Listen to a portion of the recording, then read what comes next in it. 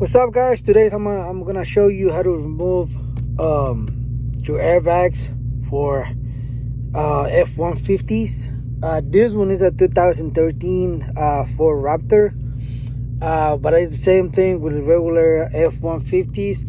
I'm gonna show you how to remove this and removing the steering wheel, because we're gonna be replacing this steering wheel right here, which we got a new one right here. It's pretty easy, simple. You only have to get a flat skinny hood screwdriver. I'll put them this little right here, this little hole. There's another one on the side, and there's another one down here. So as you can see, we got the new steering wheel over here. This is the little tabs over here. So you put your skinny screwdriver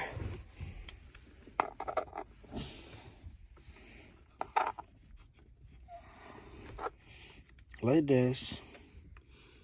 You can tell right here. See that?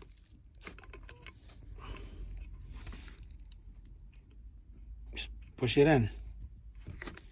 Same thing with this and this one right here, and you will be able to pop the airbag.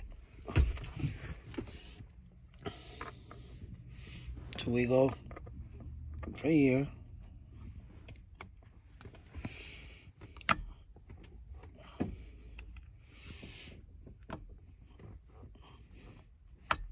See, I already got my 3 taps ready to pop. Just like this. You can see them right there. We have to remove the airbag from there. So here's the airbag. You can tell right here. Here's the taps. There's 3 of them. And after that, you only have to use like a T50, I think it is, to remove the wheel. Just make sure it's straight. Okay.